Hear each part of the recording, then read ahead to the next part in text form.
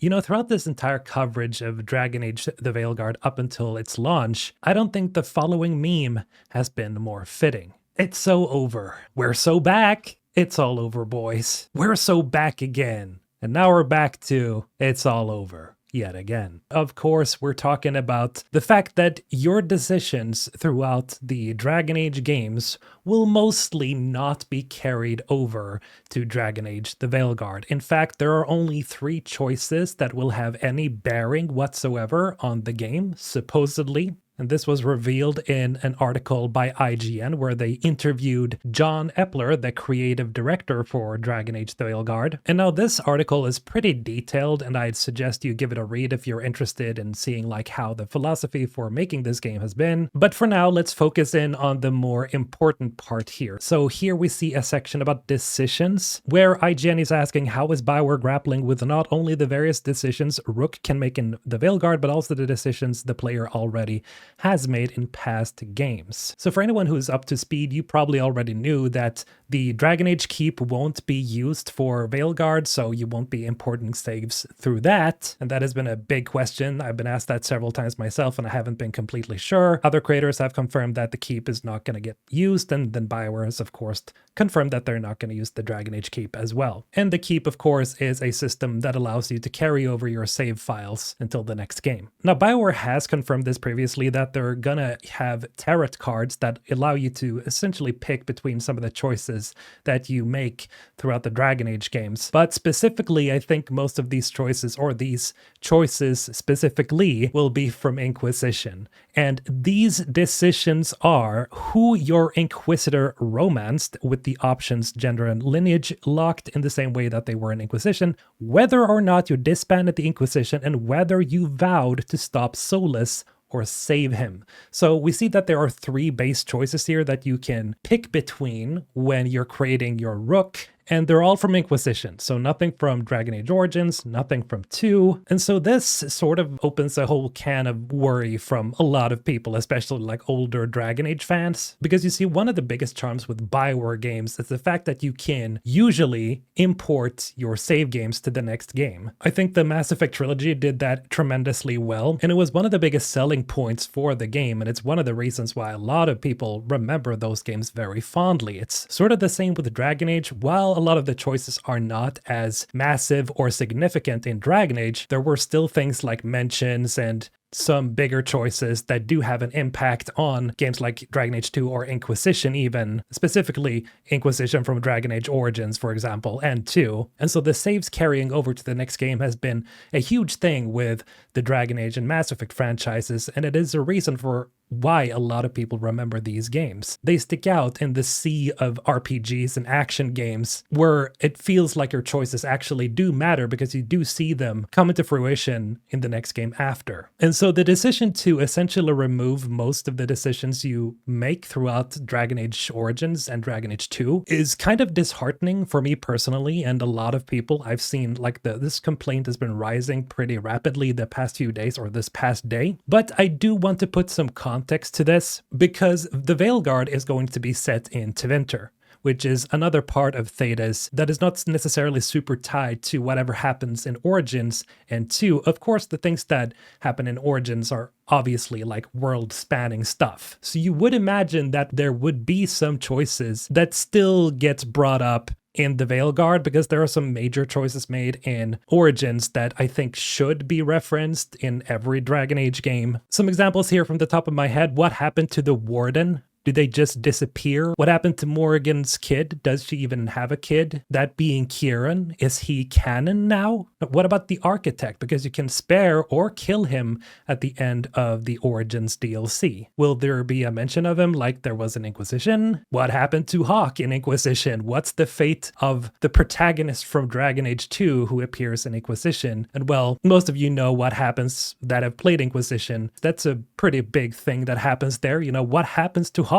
Now, personally, I don't think that it's a big deal if they don't, include a lot of the bigger choices and have them all come into fruition at the scale of something like that Mass Effect did. But it would have been nice with some mentions, some references. It definitely helps with immersion for sure. Now, obviously, I'm not the only one feeling this way. As I mentioned before, this has been a thing that has been rising in the discussion surrounding Dragon Age. For example, we have this thread by Small Person on the Dragon Age Reddit. Is it worth bringing back characters for cameos if they don't even know their own pasts? Obviously, this person is thinking of Morrigan. John Epler talked about how he wanted all cameos to be meaningful and not just one-liners, but I think a lot of us can agree that we'd rather have one one-liner from our world state than an entire cameo where Morrigan doesn't even know whether she has a son or not. I mean, we're going to Weishaupt for F's sake, and we don't address the Warden? I personally don't think it's worth bringing back characters if they are just empty versions with no past. Just don't bring them back then. Thoughts?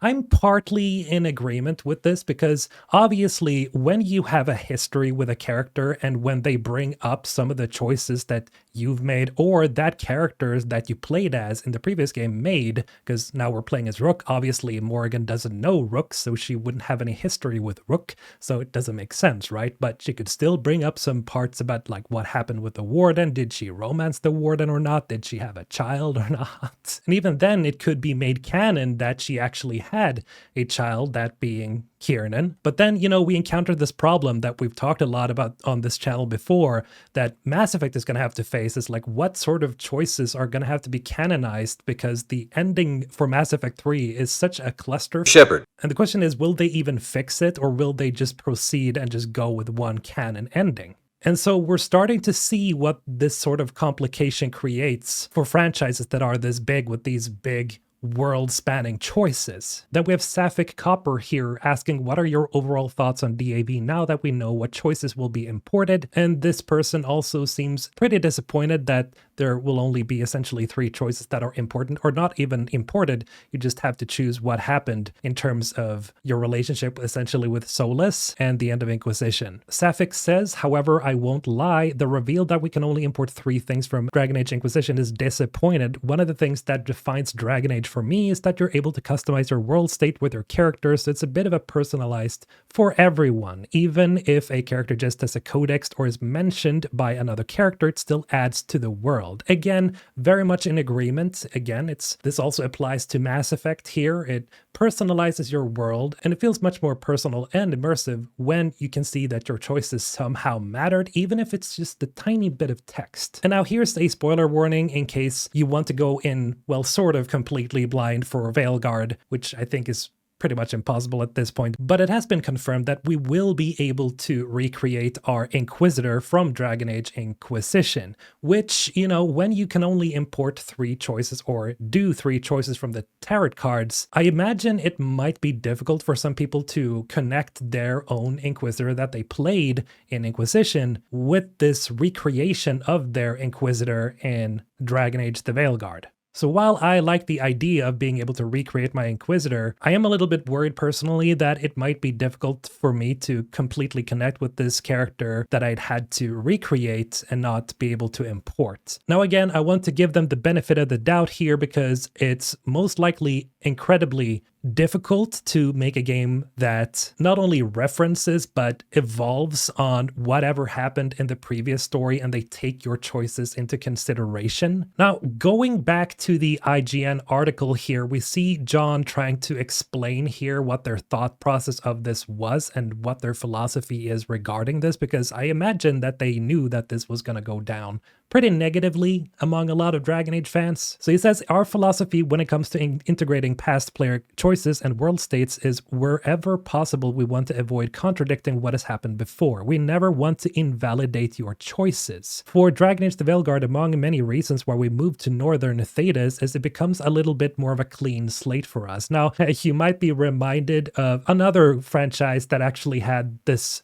kind of problem, which is of course Mass Effect, where after the Reaper War, what are you supposed to do after that? That's massive scale. The choices are like universal. What are you gonna do about Shepard's choice, right? Well, you move to another galaxy. Easy peasy.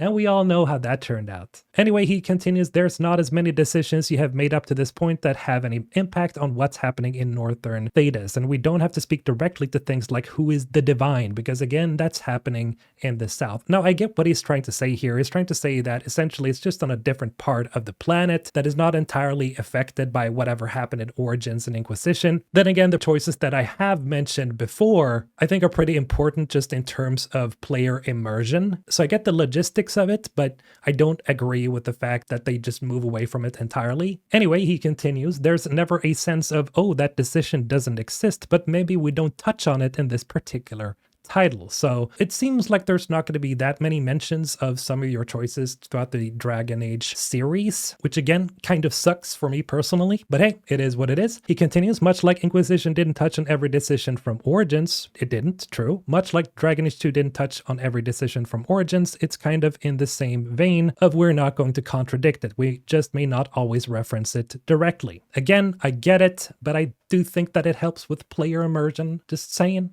Just trying to help here, okay? Epler reiterates previous statements both he and the rest of BioWare team have made about there not being an official canon when it comes to player choice in Dragon Age. Those choices, he says, are a large part of what makes Dragon Age such a personal story for fans. We don't want to ever imply that a decision is the wrong decision or the right decision. We might joke about things like, oh, you let the Chargers die. Well, that's clearly the wrong choice. But again, it's not because it's canon. We want those stories to be personal. Again, this makes me think that, for example, we're probably not going to find out whether Morrigan actually had a son or not, and whether he pops up in Dragon Age Inquisition. It makes me wonder if they're ever gonna mention the Warden at all, the hero of Ferelden, possibly the most important person, except for the Inquisitor perhaps, in all of Dragon Age. Because without the hero of Ferelden, the world would probably be doomed because the Blight would have taken over the planet and the Archdemon would have won. Now, again, I don't envy BioWare at all when it comes to this kind of stuff. This is one of the reasons why I did not become a programmer or game designer, because this is just too much to think of.